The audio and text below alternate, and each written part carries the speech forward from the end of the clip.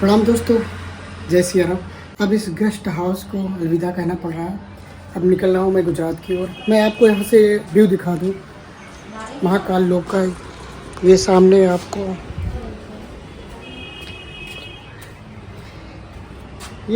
आपको महाकाल लोक का व्यू पूरा दिख जाएगा। अब चलने का वक्त आ गया है। मैंने सारी तैयारियां कर ली हैं, तो चलते हैं। भैया हम मिलाते हैं आपको यहाँ के ऑनर जो शिखर गेस्ट हाउस है, उन्हीं के ऑनर से मिलाते हैं। तो प्रणाम अंकल जी। प्रणाम। जय श्री महाकाल। जय श्री महाकाल। ये आप अपना लोकेशन बताएंगे और अपने गेस्ट हाउस के बारे में बताएंगे और यहाँ की क्या क्या व्यवस्थाएं हैं वो सारे हमारे जो दर्शक हैं उनको बताएं, जिससे वो कभी अगर उज्जैन महाकालेश्वर आए तो यहीं आपकी व्यवस्थाएं सारी लें। अपने बारे में कुछ बताएं। जय श्री महाकाल। उज्जैन आने वाले यात्रियों के लिए उज्जैन महाकाल लोक के समीप में शिखर दर्शन गेस्ट हाउस के नाम से अपना गेस्ट हाउस है और रेट बिल्कुल धर्मशाला के भाव में रहते हैं। बढ़िया सुंदर कमरे हैं, यहाँ पर चाय पानी की व्यवस्था रहती है। और ये चाय पानी अगर आप यहाँ आ रहे हैं तो अंकल जी की तरफ से फ्री ऑफ कास्ट रहेगा। जितने भी नए हमारे जो यहाँ रुकने के लिए शरणार्थी आएंगे तो उनके लिए ये फ्री ऑफ कास्ट रहेगा।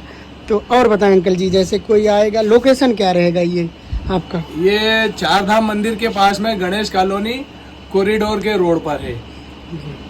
महाकाल मंदिर का कॉरिडोर है जो नया बना है, उसी के रोड पर है शिखर दर्शन गेस्ट हाउस। यहाँ पर अगर आप फैमिली के साथ आते हैं वो भी रूम आपको मिल जाएंगे, एसी नॉन एसी, जो भी सिंगल रूम, डबल बेड, सारी सुविधाएं हैं आपको। और एक अंकल जी ने बताया एक धर्मशाला के रेट पर मिलेंगे। तो कभी भी आप यहाँ आए तो इनके गेस्ट हाउस में आए, बहुत अच्छा सुविधाएं हैं इनकी। और तो सुविधाओं के साथ साथ इनका व्यवहार बहुत ही अच्छा है। तो आप कभी भी आए तो इनके यहाँ ज़रूर विजिट करिएगा। चलिए चलते हैं अपनी अगली जर्नी की ओर। और जाते जाते इन्होंने मेरे साथ ये चाय ऑफ़र किया है, इनको इस बात के लिए धन्यवाद अंकल जी। और चलिए इनका दिखा देता हूँ। इनका बोर्ड लगा हुआ शिखर गेस्ट हाउस और नंबर भी लिखा हुआ है। अगर आप कभी भी बाहर से कभी आते वक्त संपर्क कर सकते हैं, इस नंबर पे आप कॉल करके संपर्क कर सकते हैं। और यहाँ से महाकाल लोक का व्यू भी बहुत ही प्यारा है। आप इवनिंग में, मॉर्निंग में, नाइट में देखेंगे तो बहुत प्यारा लगेगा। तो भैया मैं अब शिप्रा नदी को पार कर रहा हूँ। ये है शिप्रा नदी का तट। अगर आप लोग 2028 में कुंभ देखना चाहेंगे तो यहीं पर आ जाएंगे, यहीं पर कुंभ लगेगा शिप्रा नदी के किनारे। अब मैं इसको पार कर रहा हूँ, अब चल रहा हूँ यहीं से होकर गुजरात की ओर। तो भैया मैं गुजरात की ओर जा ही रहा था तो अपने यूपी मथुरा से ये दो भाई मिल गए हैं। आप कहाँ से? ये मेरा भाई है। ये सारे तीनों लोग आगरा से मिल रहे हैं। और ये मंदिर है जैन मंदिर, उन्हीं के सामने ये चल रहा है इनका काम पूरा। ये पूरा काम चल रहा है तो यही लोग भाई यहाँ काम कर रहे हैं। तो भैया आपका क्या नाम है? अजय। अजय। और आप? आप? ब्रजेश। तो ये भाई अपने यूपी से हैं। तो भैया जब अब ना यूपी से ही मिले, जिला से कोई मतलब नहीं है, सिर्फ आपको अयोध्या धाम और अपने प्रदेश से मतलब है। कौन क्या है कोई मतलब नहीं, बस सिर्फ प्रदेश से हम लोग जानते हैं एक दूसरे को। ये अपने भाई यूपी से हैं यहाँ। और यहाँ कब से आप रह रहे हैं? मेरे को 5 साल हो गए। 5 साल से आ रहे। तो आप यहीं के रह गए हैं? हाँ यहीं रहते। यहीं रहते? कभी कभी जाते। तो अपना घर भी यहीं है? नहीं घर पे जाते हैं। तो ये मंदिर यहाँ ट्रस्ट का बन रहा, 5 सालों से लगातार ये मंदिर बन रहा। तो यही 5 साल से ये सब भाई यहीं रह रहे हैं। तो भैया जब ना आप किसी दूसरे प्रदेश में हो, अपने प्रदेश के लोग मिलते हैं तो जाति धर्म कोई मतलब नहीं रहता। सिर्फ क्या मतलब रहता कि एक लगाव प्रदेश से है। तो वो बहुत खुशी मिलती कि आप अपने प्रदेश से कोई मिलता है। तो ये भाई लोग मिले हैं अपने प्रदेश से और मिलकर मुझे बहुत अच्छा लगा कि जब अपने प्रदेश से बाहर हम जाते हैं तो कोई यूपी से मिलता है तो बहुत सुकून मिलता है। इन लोगों से मिलकर बहुत अच्छा लगा। तो बहुत बहुत धन्यवाद भैया। जय श्री राम। आप लोग भाई आज इतनी तेज़ हवा चल रही है, आप देखिए इतनी तेज़ हवा चल रही है, पूरे चलना मुश्किल हो जा रहा है रोड पे। मतलब मैं चला ही नहीं पा रहा हूँ। अभी जहाँ से निकला हूँ करीबन 15 किलोमीटर ही आया हूँगा, इतनी तेज़ हवा चल रही है भाई। आज चला नहीं जा रहा। और रात में यहाँ 3 बजे के आसपास बूंदाबांदी भी हुई थी। लग रहा था कि मौसम दिन भर ख़राब होगा, लेकिन बहुत तेज़ धूप होना शुरू हो गया है और हवाएं भी बहुत तेज़ चल रही है। चल नहीं पा रहा हूँ भाई। खैर देखता हूँ, जितनी दूर चल पाऊँगा चलूँगा, नहीं तो फिर आराम करता हूँ कुछ दूर। तो भैया अब हम पहुँच गए हैं चंबल नदी पर। ये है चंबल नदी, जो उत्तर प्रदेश, राजस्थान और मध्य प्रदेश में बहती है। और ये नदी यमुना की सहायक नदी है। तो भैया ये है चंबल नदी। और मैं इस रोड पे चल रहा हूँ भाई कि दूर दूर तक कुछ खाने पीने का नहीं है, ना तो कहीं रुकने की जगह है। और तेज़ हवा चल रही, धूप भी हो रही। अभी मैं 3 घंटे में, आप यकीन नहीं मानोगे, 3 घंटे में मैं करीबन 26 किलोमीटर चला हूँ। इतना धीरे धीरे, क्योंकि हवा इतनी तेज़ चल रही है और धूप भी हो रही है। और मेन रीज़न है मैं 2 दिन जो स्टे कर लिया हूँ, उसी की वजह से आज वो रिदम टूट चुके हैं। तो खैर धीरे धीरे चल ही रहा हूँ। धूप 12:30 बज गए हैं, मुझे कहीं रुकने की जगह मिल नहीं रही है।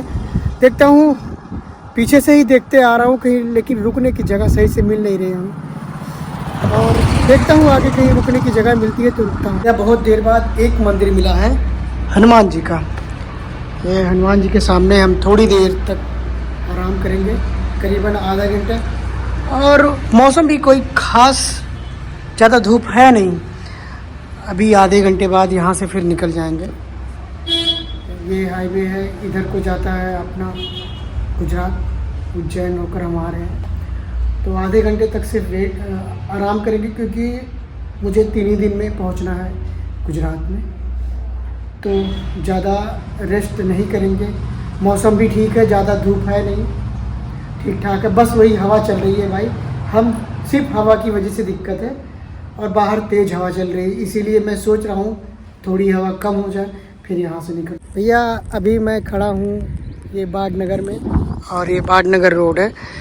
मेरे सामने ये बड़ा सा पंखा दिखा तो मुझे याद आया, ये है पवन चक्की, जिसका उपयोग पवन ऊर्जा को विद्युत ऊर्जा में कन्वर्ट करने में किया जाता है। आप लोगों ने पढ़ा होगा। तो ऐसे ये पवन चक्कियाँ कई राज्यों में है, तमिलनाडु, केरल, कर्नाटक, महाराष्ट्र, आंध्र प्रदेश में भी ये है। लेकिन अब बाढ़नगर उज्जैन से कुछ ही दूरी पर, करीबन 40-50 किलोमीटर दूर पर बाढ़नगर एक जगह है, वहीं पर ये पवन चक्की आपको देखने को मिल जाएगी, जो पवन ऊर्जा को विद्युत ऊर्जा में कन्वर्ट करती है। ऐसे पवन चक्कियाँ बहुत सारे आपको देखने को मिलेंगी। ऐसे बहुत सारे पवन चक्कियाँ आपको देखने को मिलेंगी। मैं तो करीबन 8-10 किलोमीटर से दूर से ही ये मुझे दिखना शुरू हो गई थी। तो चलो आगे चलते हैं, अपने रुकने की जगह ढूंढते हैं। भैया आज अपने रुकने की व्यवस्था बदनावर जिला थार, मध्य प्रदेश में। इसी मंदिर पे मैं रुकूंगा आज रात में। साइकिल यहीं खड़ी होगी और कहीं भी लेट जाऊंगा। आज मैंने ज़्यादा साइकिलिंग की नहीं है, क्योंकि भाई पैर में बहुत ज़्यादा दिक्कत होने लगी है। पैर में इतनी ज़्यादा दिक्कत हो रही है कि चला नहीं जा रहा है। इसीलिए मैंने 60-65 किलोमीटर ही साइकिलिंग की है। और हवा बहुत तेज़ चल रही है, अभी भी तेज़ चल रही है, इसीलिए मैंने ज़्यादा साइकिलिंग की नहीं है। कल कोशिश करूँगा जल्दी निकलूँ यहाँ से और दूर तक साइकिलिंग करूँ, जिससे जल्दी गुजरात की सीमा तक पहुँच जाऊँ। तो भैया आज मेरे रुकने की व्यवस्था ऐसी है बजरंगबली के मंदिर में। यहीं पर खाना पीना मैं खुद बनाऊँगा। कोई है नहीं मंदिर में, है एक महाराज जी खुद है नहीं, उनके शिष्य हैं, तो वो अभी कुछ देर बाद चले जाएंगे। मैं ही अकेले यहाँ पर, मुझे खाना पीना बनाना रहेगा।